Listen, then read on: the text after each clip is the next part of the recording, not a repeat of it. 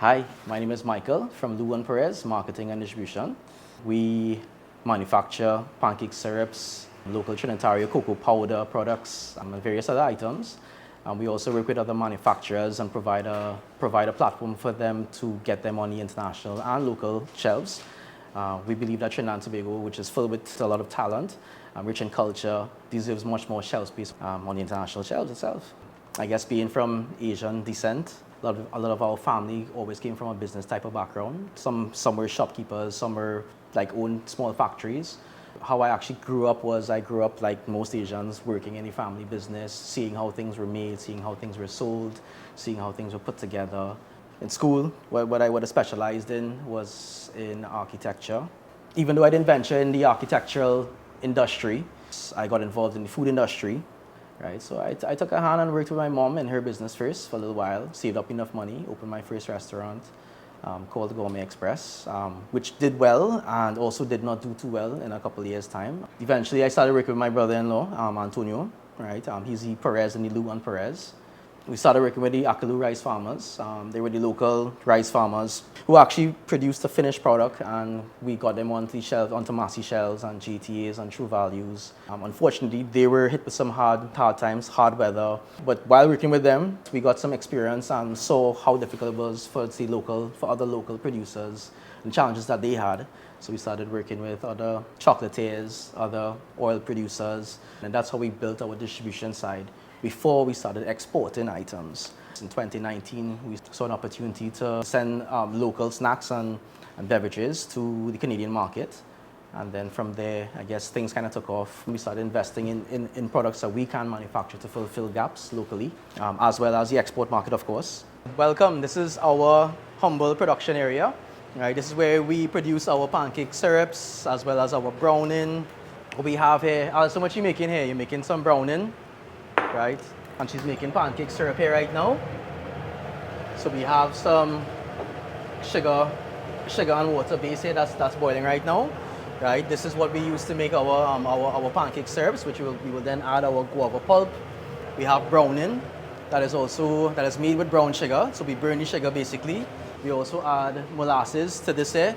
So it's actually this is one of the only brands, I guess, or only kind of browning that still uses molasses. I guess most companies or most brands right now just use coloring, right? So we do it the actual original way. All right, so that's the guava pulp that's going inside there now. So we only use natural ingredients in our pancake syrups. So this little contraption here that we have here, to buy one of these machines, the actual label machine, would have costed around $10,000.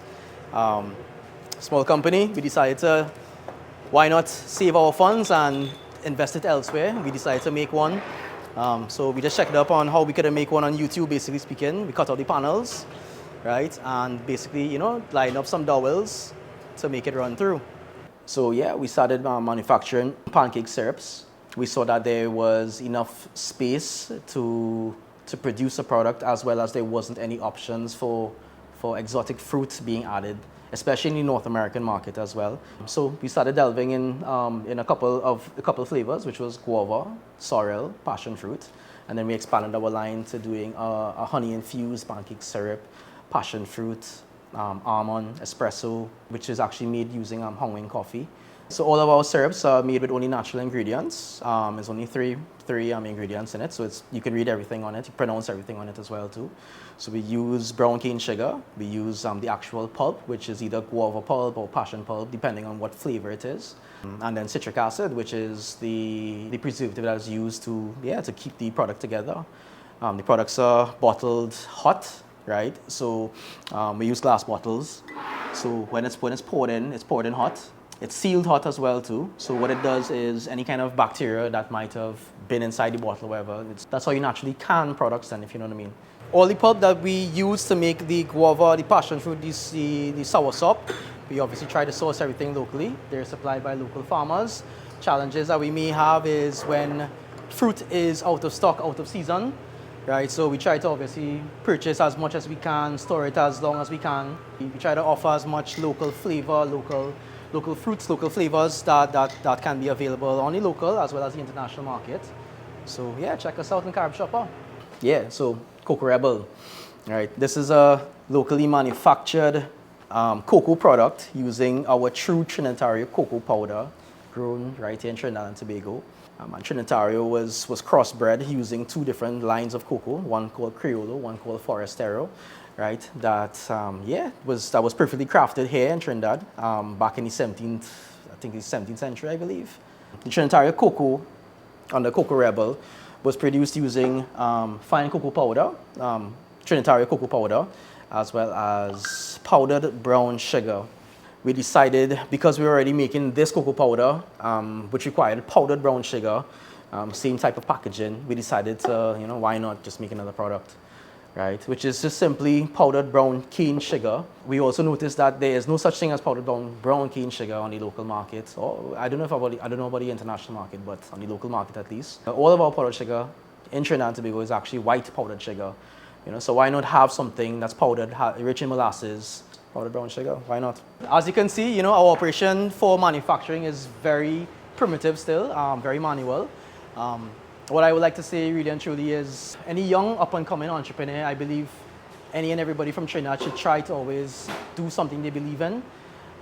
If you all have an idea or a dream, it's really and truly a matter of talking to the people that's around you, people who are resourceful, try it and actually just try something, you know what I mean?